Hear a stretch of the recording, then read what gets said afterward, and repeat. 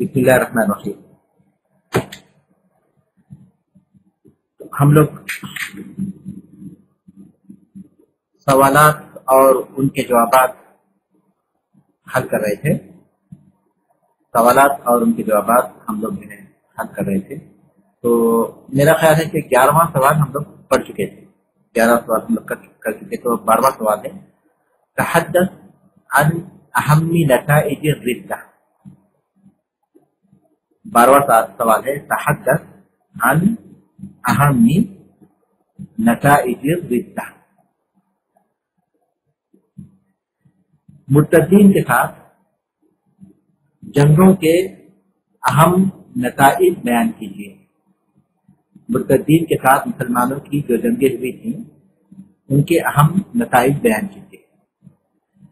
اس کتاب میں مرتدین کے ساتھ مسلمانوں کی جو جنگیں ہوئی تھیں ان کے 5 نتائج بیان کیے گئے۔ بہت ساری چیزیں اس بارے میں بیان کی جا سکتی ہیں، لیکن ہم اپنی گفتگو کو بلکہ اپنے جوابات کو صرف کتاب کی حد تک محدود رکھیں گے۔ اس کا جو پہلا نتیجہ سامنے آیا وہ یہ کہ مرتدین کے ساتھ جنگ، خاص طور پر مسیلمہ کذاب کے ساتھ یمامہ کے مقام پر جو جنگ ہوئی تھی، اس کی وجہ سے مسلمانوں اور خاص طور پر ابو بکر رضی اللہ تعالیٰ عنہ کے اندر، یا پھر ابو بکر رضی اللہ تعالیٰ عنہ اور مسلمانوں کے اندر یہ بات پیدا ہوئی کہ قرآن کو جمع کیا جائے۔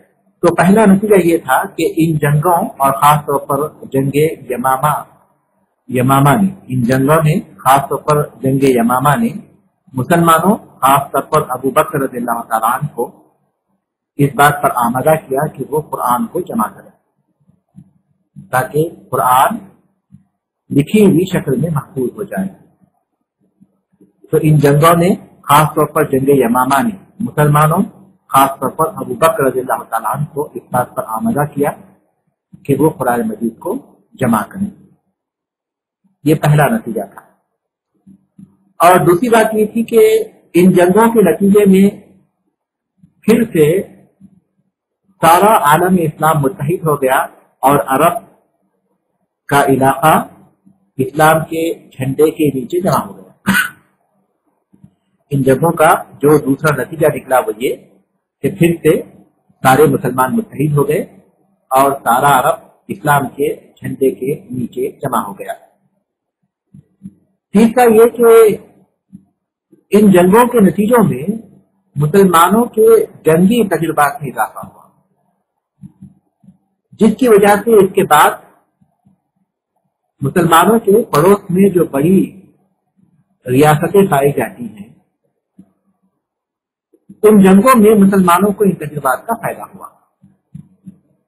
تو تیسرا نتیجہ یہ تھا کہ مرتدین کے ساتھ جنگ کی وجہ سے مسلمانوں کے جنگی تجربات میں اضافہ ہوا، جو اس کی بعد کے جنگوں میں ان کے کام آئے۔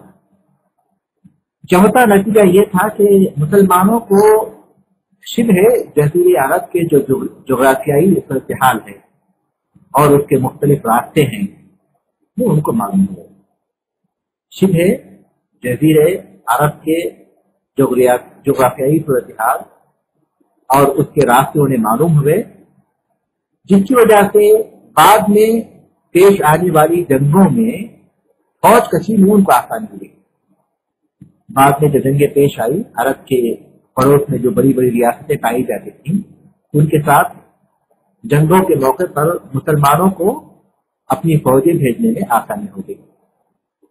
تو چوتھا نتیجہ یہ تھا کہ مسلمانوں کو عرب کے راستے اور وہاں کے جغرافیہ کے بارے میں بہت سی معلومات ہوئے، جس کی وجہ سے بعد میں پیش آنے والی جنگوں میں فوجیں بھیجنے میں انہیں آسانی ہوئی۔ اور پانچواں نتیجہ یہ ہوا کہ عرب کے پڑوس میں جو بڑی ریاستیں پائی جاتی تھیں، جیسے 2 ریاستیں تھیں، ایک کو روم کہتے تھے اور دوسرے کو فارس کہتے تھے۔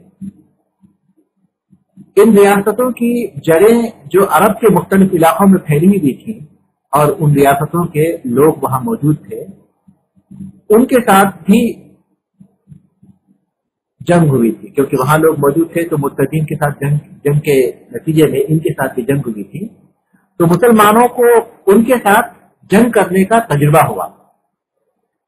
عرب کے پڑوس میں جو بڑی ریاستیں روم اور فارس کی پائی جاتی تھیں، ان کے جو لوگ عرب کے علاقوں میں پائے جاتے تھے، تو مرتدین کے ساتھ ان کے ساتھ بھی جنگیں ہوئی، مرتدین اور ان کے ساتھ بھی مسلمانوں کی جنگیں ہوئی، جس کی وجہ سے رومیوں اور فارسیوں کے ساتھ جنگ کرنے کا مسلمانوں کو تجربہ حاصل ہوا، اور یہ بعد کی جنگوں میں ان کے کام آیا. تو ہم مختصر طور پر اس طرح کہہ سکتے ہیں کہ اس کا پہلا نتیجہ یہ تھا کہ مسلمانوں کے دل میں قرآن جمع کرنے کا خیال پیدا ہوا، اور دوسرا نتیجہ یہ نکلا کہ مسلمان متحد ہو گئے اور اسلام کے جھنڈے کے نیچے جمع ہو گئے.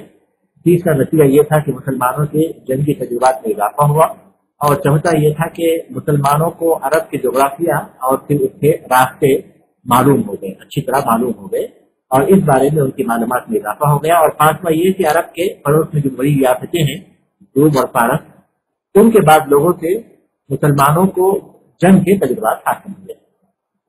یہ نتائج تھے. اس کے بعد 13واں سوال ہے تحدث باختصار عن جمع القرآن فی عہد ابی بکر رضی اللہ عنہ. اختصار کے ساتھ ابو بکر صدیق رضی اللہ تعالیٰ عنہ کے دور میں قرآن کے جمع کرنے کے بارے میں بتائیے. ابو بکر صدیق رضی اللہ تعالیٰ عنہ کے دور میں قرآن جمع کیا گیا تھا، اس بارے میں اختصار کے ساتھ بتائیے. جمع قرآن یہ ابو بکر رضی اللہ تعالیٰ عنہ کے حسنات میں سے ہے، ان کی نیکیوں میں سے ہے، کیونکہ یہ قرآن مجید کی حفاظت کے وسائل میں سے ہے. اور ابو بکر صدیق رضی اللہ تعالیٰ عنہ اس معاملے میں سبقت کر گئے. اب جو لوگ بھی قرآن کو دیکھ کر پڑھیں گے تو اس کا ثواب ابو بکر رضی اللہ تعالیٰ عنہ کو بھی پہنچے گا، کیونکہ اس نیکی کا آغاز انہوں نے کیا تھا. اور جمع قرآن کا یہ خیال سب سے پہلے عمر بن خطاب رضی اللہ تعالیٰ عنہ کے دل میں پیدا ہوا جنگ یمامہ کے بعد، جو مسلمہ کذاب کے ساتھ واقع ہوئی تھی، اور اس میں قرآن کے بہت سے حافظ شہید ہو گئے تھے. انہوں نے سوچا کہ اگر قرآن کے حافظ اسی طرح شہید ہوتے جائیں تو پھر قرآن کو محفوظ رکھنا مشکل ہو جائے گا. لہذا انہوں نے ابو بکر رضی اللہ تعالیٰ عنہ کے سامنے یہ رائے پیش کی کہ یمامہ میں بہت سے قرآن کے حافظ شہید ہو گئے، اور اگر اسی طرح دیگر جنگوں میں قرآن کے حافظ شہید ہوتے جائیں تو قرآن ان کے سینوں ہی میں چلا جائے گا اور اس کی حفاظت ایک مسئلہ ہو جائے گی. لہذا قرآن کو لکھی ہوئی صورت میں جمع کر دیا جائے. جمع قرآن سے مراد یہاں اسے لکھی ہوئی صورت میں پہلے دفتین 2 جلدوں کے درمیان اسے اکٹھا کرنا، یہ مراد ہے. عمر رضی اللہ تعالیٰ نے مشورہ دیا تو ابو بکر رضی اللہ تعالیٰ نے شروع میں پسو پیش کیا، کہنے لگے کہ جو کام اللہ کے رسول صلی اللہ علیہ وسلم نے نہیں کیا وہ میں کیسے کر سکتا ہوں، یہاں تک کہ اللہ تعالیٰ نے ان کا سینہ اس کام کے لیے کھول دیا. اس کے بعد انہوں نے زید ابن ثابت رضی اللہ تعالیٰ عنہ کو اس کام کے لیے مقرر کیا. صحیح بخاری میں آتا ہے ابو بکر رضی اللہ تعالیٰ نے زید ابن ثابت رضی اللہ تعالیٰ عنہ کو بلایا. وہ خود بیان کرتے ہیں کہ ابو بکر رضی اللہ تعالیٰ نے مجھے بلایا، میں ان کے پاس گیا تو وہاں عمر رضی اللہ تعالیٰ بیٹھے ہوئے تھے. ابو بکر رضی اللہ تعالیٰ نے کہا کہ یہ عمر ہیں، انہوں نے مجھے جمع قرآن کا مشورہ دیا ہے اور میں تمہیں اس کام کی ذمہ داری دیتا ہوں، اس لیے کہ آپ تو نوجوان ہیں اور ہم آپ پر کسی قسم کی کوئی تہمت نہیں لگاتے، یعنی آپ امانت دار ہیں، دیانت دار ہیں اور اللہ کے رسول صلی اللہ علیہ وسلم کی وحی کو لکھنے والے ہیں، لہذا آپ قرآن کو جمع کیجیے.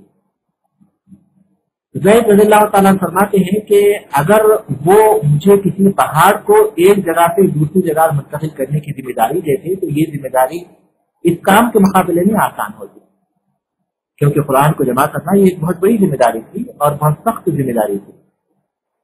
میں نے ان سے کہا کہ ہم وہ کام کیسے کر سکتے ہیں جو رسول اللہ صلی اللہ علیہ وسلم نے نہیں کیا، تو انہوں نے کہا کہ یہ کام بہتر ہے، اسی میں خیر ہے. ابو بکر رضی اللہ تعالیٰ زید رضی اللہ تعالیٰ کو سمجھاتے رہے یہاں تک کہ اللہ تعالیٰ نے ان کا سینہ بھی اس کام کے لیے کھول دیا.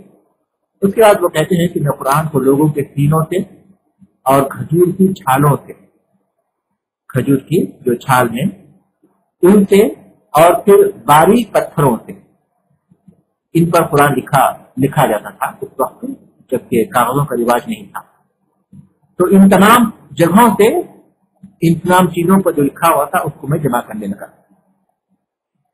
और उनके जमा करने का तरीका ये था कि वो कुरान के हाफिज थे और अल्लाह के रसूल सल्लल्लाहु अलैहि वसल्लम का जो अर्ज़ यकीन है, यानी आखिरी बार जो रसूल अकरम सल्लल्लाहु अलैहि वसल्लम ने पूरा कुरान हज़रत जिब्रील को सुनाया था, तो उस मौके पर ये भी मौजूद थे, हाफिज भी थे, उस मौके पर मौजूद भी थे, लेकिन उन्होंने अपने हिफ्ज़ पर इक्तिफा नहीं किया, बल्कि ये शर्त रखी कि अल्लाह के रसूल सल्लल्लाहु अलैहि वसल्लम के सामने जो लिखा गया, क्योंकि अल्लाह के रसूल सल्लल्लाहु अलैहि वसल्लम का ये मामूल था कि जब कुरान की आयतें आप पर नाजिल होती तो कातिबीन वही को बुलाते थे और उनको वो आयतें लिखवाते थे और कहते थे, फरमाते थे कि ये आयतें फला सूरत में फला आयतों के बाद लिख दो। तो ज़ैद रज़ियल्लाहु ताला ने ये शर्त रखी कि अल्लाह के रसूल सल्लल्लाहु अलैहि वसल्लम के सामने जो लिखा गया 2 गवाहों के साथ मेरे पास लेकर आए। तो एक तो हिफ्ज़ था और फिर दूसरा जो लिखी रसूल अकरम सल्लल्लाहु अलैहि वसल्लम के साथ में आपकी लिखाने की बुनियाद पर जो लिखा गया वो था, और फिर 2 गवाह। इस तरह उन्होंने जमा करना शुरू की।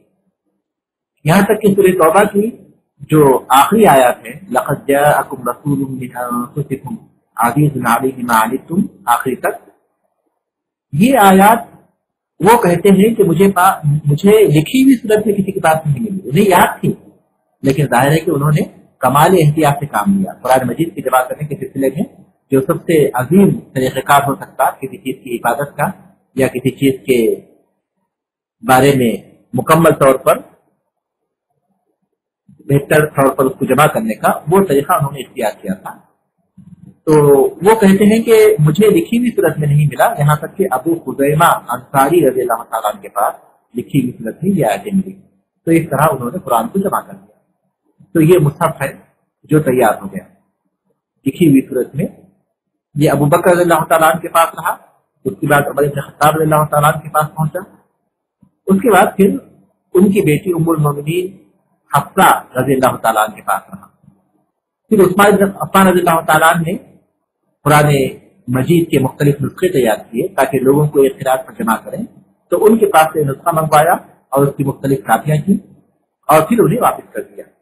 यहाँ तक कि कहा जाता है कि मरवान ने उसको तलब किया बाद में, और फिर जब मुख्तलिफ नुस्खे बन चुके थे कुरान मजीद के उस्मान इब्न अफ़्फ़ान रज़ियल्लाहु ताला अन्हु की खिलाफत के दौर में, ताकि लोगों के इख्तिलाफ को खत्म किया जाए जो मुख्तलिफ खिलाफतों की बुनियाद पर या हुरूफ की बुनियाद पर लोगों के अंदर पैदा हो रही है। तो उसके बाद मरवान ने इसको मंगवाया था और उसके बाद उसे जला दिया था, क्योंकि ताकि लोगों के दरमियान इख्तिलाफ को खत्म किया जाए। तो बहरहाल इस तरह अबू बकर सिद्दीक़ रज़ियल्लाहु ताला अन्हु के दौर में ये काम मुकम्मल हुआ। अल्लाह के रसूल सल्लल्लाहु अलैहि वसल्लम की वफात से 6 माह के अंदर ही सहाबा किराम ने इसे जमा कर दिया। तो ये जंग कुरान की तफासील है। इस बारे में इतना कहना काफी है कि अबू बकर सिद्दीक़ रज़ियल्लाहु ताला अन्हु की खिलाफत के दौर में जंग यमामा के बाद उन्होंने कुरान को जमा करने का फैसला किया और ज़ैद इब्न साबित रज़ियल्लाहु ताला अन्हु की इसकी जिम्मेदारी दी, और उन्होंने रसूल अकरम सल्लल्लाहु अलैहि वसल्लम के दौर में जो लिखा हुआ हिस्सा था 2 गवाहों के साथ उसे कबूल किया और उन सबको एक जगह जमा कर दिया, और इस तरह ये कुरान जमा हो गया।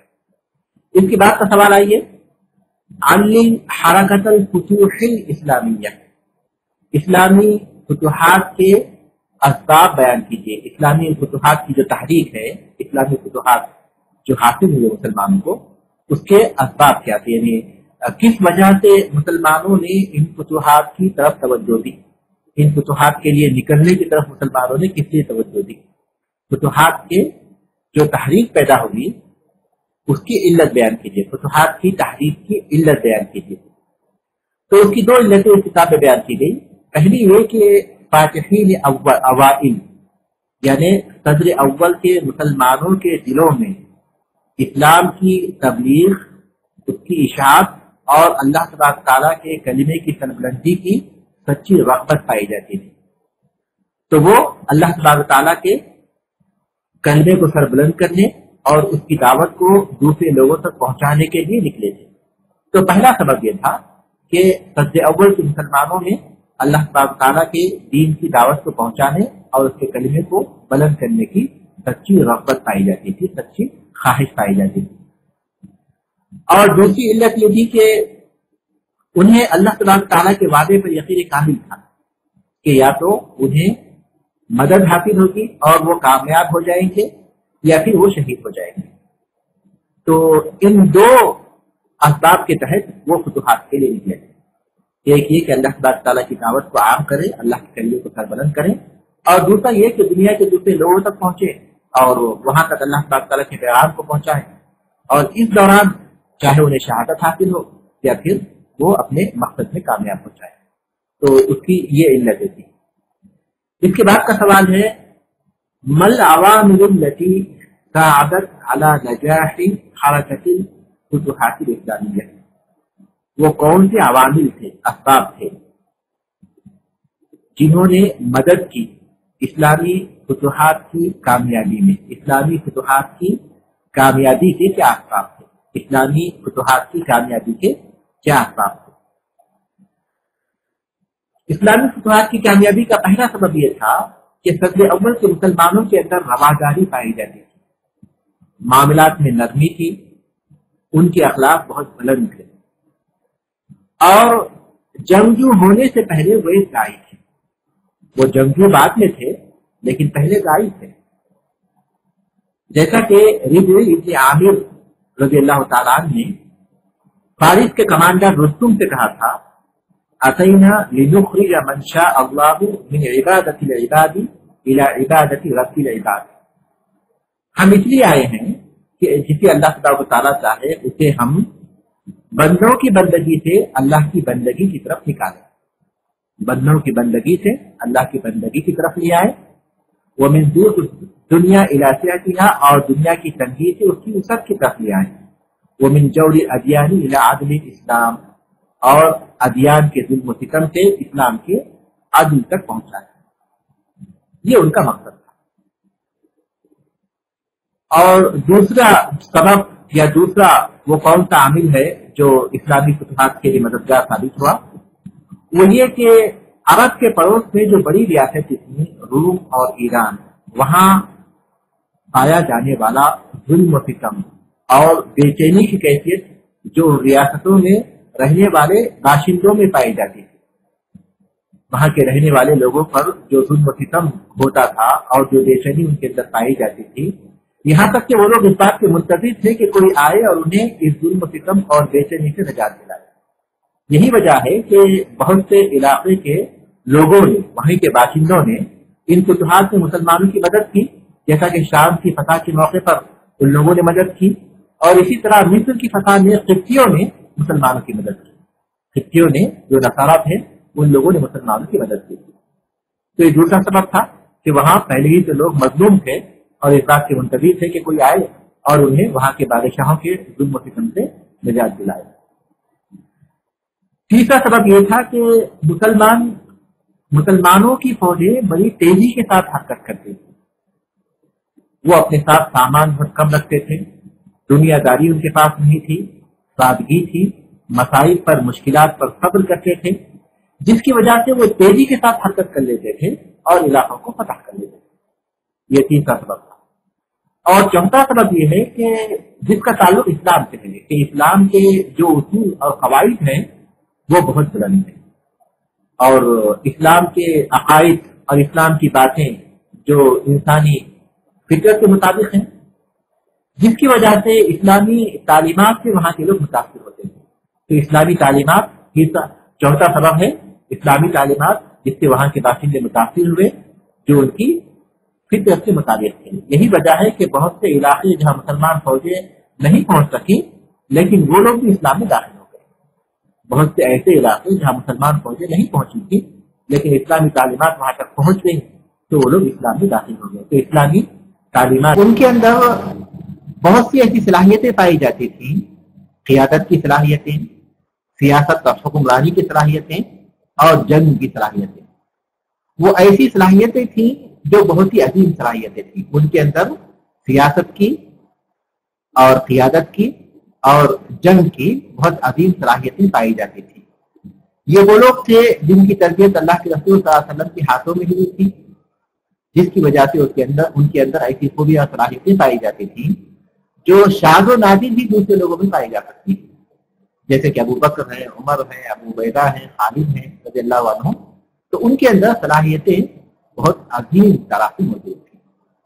تو یہ وہ عوامل تھے جن کی وجہ سے فتوحات میں مدد حاصل ہوئی اور مسلمانوں نے آسانی کے ساتھ فتح حاصل کی. ہاں، اس کے بعد بھی ہم لوگ پڑھ لیں گے. قل ما تعرفه عن معركة اليرموک، یرموک کی جنگ کے بارے میں آپ کیا جانتے ہیں؟ یرموک کی جنگ کے بارے میں آپ کیا جانتے ہیں؟ یرموک یہ شام کا علاقہ ہے.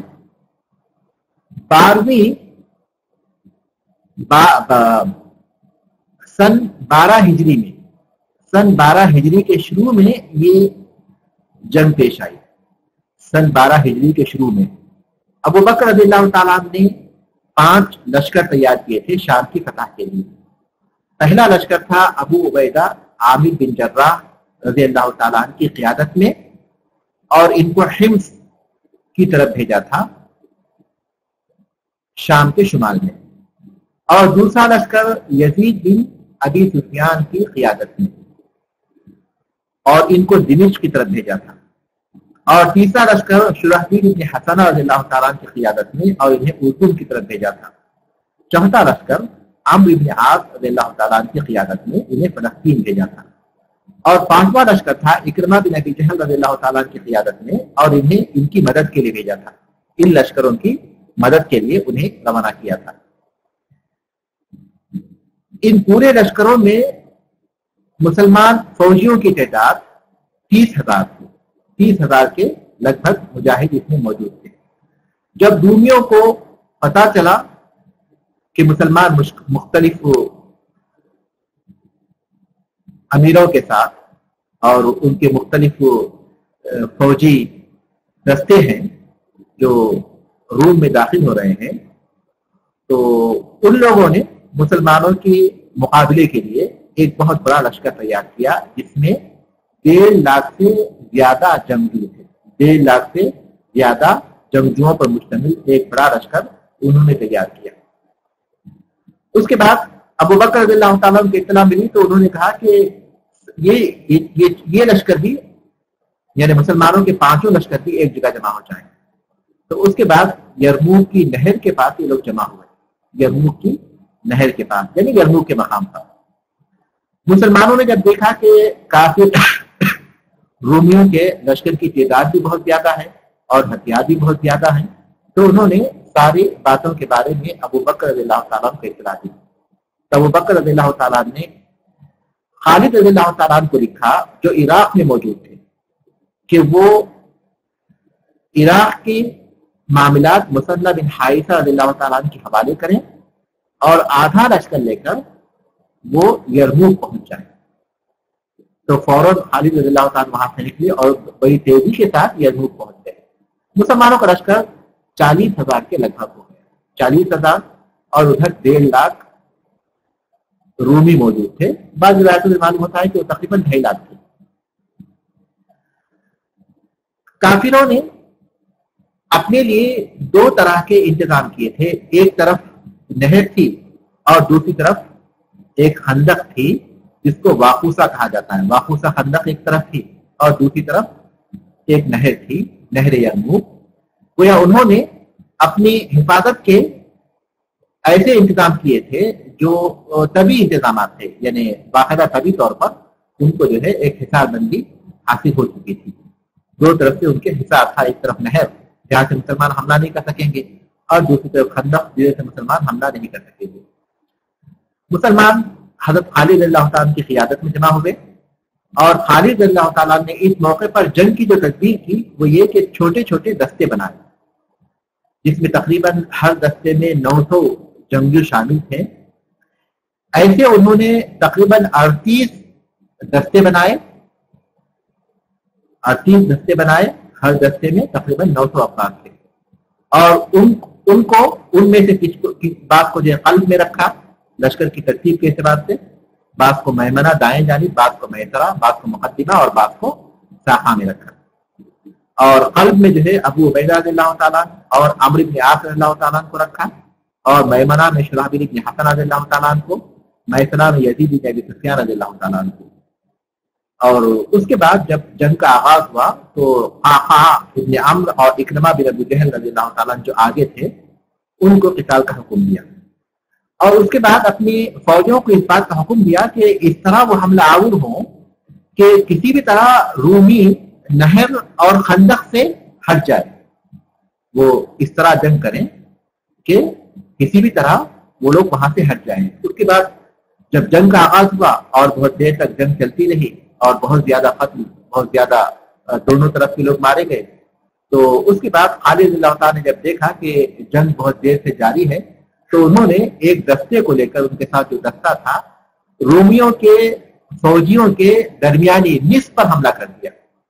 کیونکہ ایک طرف نہر تھی ایک طرف خندق تھی، ظاہر ہے کہ جب وہ لوگ حرکت کریں گے ادھر ادھر بھاگیں گے تو کچھ تو نہر میں گریں گے کچھ خندق میں گریں گے. اور ان کا اندازہ صحیح نکلا. جب خالد رضی اللہ تعالیٰ نے ان کے فوج کے درمیانی حصے پر حملہ کیا تو ان کا میسرہ اور میمنہ ادھر ادھر جو ہے دوڑ پڑا، تو کچھ تو بہت سے نہر میں گر گئے اور بہت سے خندق میں گر گئے. اس طرح مسلمانوں کو اس جنگ میں کامیابی حاصل ہوئی، مسلمان اس جنگ میں کامیاب ہو گئے. تو یہ تھی جنگ یرموک. جنگ یرموک یہ مسلمانوں اور رومیوں کے درمیان پیش آئی تھی، اور اس جنگ میں مسلمانوں کی تعداد تقریباً 40,000 تھی اور کافروں کی تعداد تقریباً 1.5 لاکھ تھی، یا بعض روایات کے مطابق 2.5 لاکھ تھی. اور یہ ایک بہت بڑی جنگ تھی، اور اس جنگ کا نتیجہ یہ نکلا کہ 1 لاکھ سے زیادہ کافر مارے گئے اور کچھ مسلمان اس میں شہید ہوئے. تو جنگ یرموک کے بعد اب اس کے بعد 17واں سوال دیکھیے. علم عقل خالد بن ولید فی نہایت معرکۃ یرموک. خالد بن ولید رضی اللہ تعالیٰ کی معذوری کا سبب بیان کیجیے یرموک کے جنگ کے اختتام پر. یرموک کے جنگ کے اختتام پر خالد رضی اللہ تعالیٰ کی معذوری کا سبب بیان کیجیے.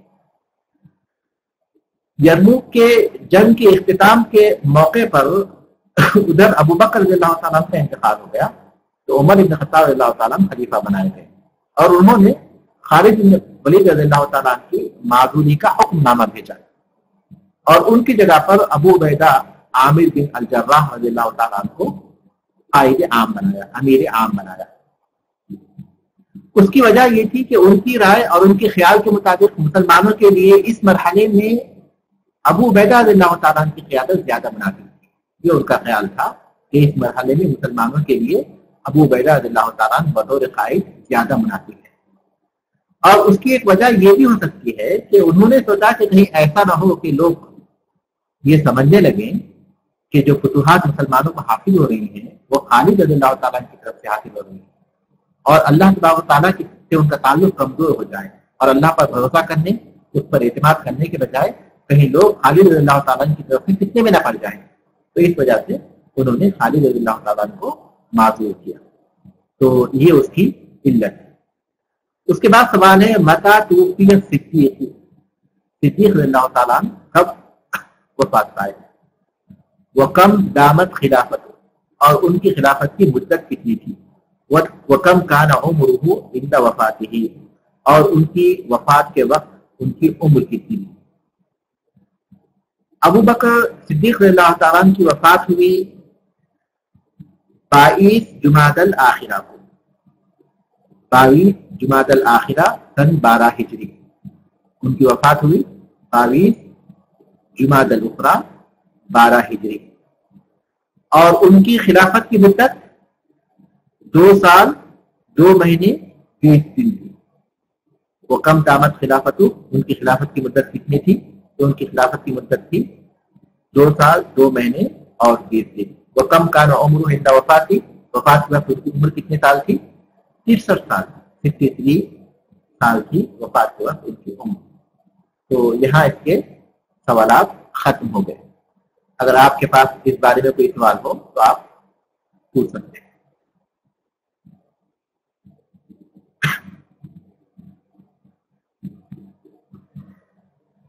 کسی کے پاس کوئی سوال ہے؟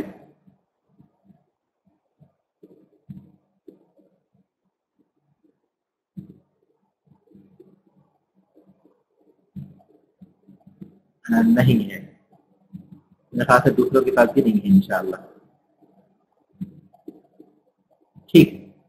یہ جو سوالات و جوابات ہیں اس کے ہم لوگ کئی حصے کر سکتے ہیں. ضروری نہیں کہ ہم جو ہے ایک ہی ساتھ اسی طرح سوال دیں جس طرح کے سوال موجود ہے، بلکہ آپ سے صرف اتنا سوال بھی آ سکتا ہے کہ متى توفي الصدیق، یا پھر اذکر عاملا من العوامل التي ساعدت على نجاح حرکت الفتوحات الاسلامیہ، یعنی جو عوامل مسلمانوں کے فتوحات میں مددگار ثابت ہوئے ان میں کوئی ایک عامل، کوئی ایک سبب بیان کیا. یا پھر تحدث نتیجتاً عن اہم نتائج الردہ، یہ بھی کہا جا سکتا ہے کہ کوئی بھی ایک نتیجہ بیان کیجیے مرتدین کے ساتھ جنگ کے نتائج میں سے. تو اس طرح کے سوالات ہو سکتے ہیں. میرے سوالات آپ کے ساتھ جو ہوں گے ضروری نہیں کہ اتنی تفاصیل کے ساتھ پوچھے جائیں، تو مختلف طرح کے سوالات ہو سکتے ہیں. تو سوال کے ہر پہلو پر آپ لوگ توجہ دیجیے اور مختلف باتیں جو ابوبکر صدیق اللہ تعالیٰ کی خلافت کے تعلق سے ہم لوگ پڑھ چکے ہیں انہیں یاد رکھیں. اور پھر ہم جتنے بھی سوال کیے ہیں امتحان میں بھی وہ سوالات آئیں گے. یعنی شروع کے جو 5 سوال ہیں وہ ہمارے نصاب میں موجود نہیں ہیں. شروع کے جو 5 سوال ہیں کتاب میں نصاب کے طور پر موجود نہیں ہیں، لیکن سوال کے جواب کے طور پر ہم انہیں حل کر چکے ہیں، لہذا وہ بھی ہمارے امتحان کا ایک حصہ ہوں گے. سوال کے جواب کے طور پر کیونکہ ہم لوگ انہیں حل کیے ہیں اس لیے وہ بھی اس کا حصہ ہوں گے. سوال اردو میں ہی آئیں گے. سوال اردو میں آئیں گے یا عربی میں آئیں گے اس بارے میں انشاءاللہ ہم آئندہ بار بتائیں گے. اس بارے میں انشاءاللہ آئندہ بار بتائیں گے. اور میرا خیال ہے کہ آپ لوگ کسی بھی زبان میں آئیں آپ حل کر سکتے ہیں، کیونکہ آپ کو اردو میں لکھنے کی اجازت ہوگی. اگر سوال عربی میں بھی ہے تو آپ کو اردو میں لکھنے کی اجازت ہوگی. زیادہ غالب گمان یہی ہے کہ سوال ہم لوگ عربی ہی میں بنائیں گے اور اردو میں آپ کو جواب دے سکیں گے انشاءاللہ. تو یہاں ہم لوگ اپنا درس ختم کرتے ہیں. سبحانک اللہم و بحمدک، اشہد ان لا الہ الا انت، استغفرک و اتوب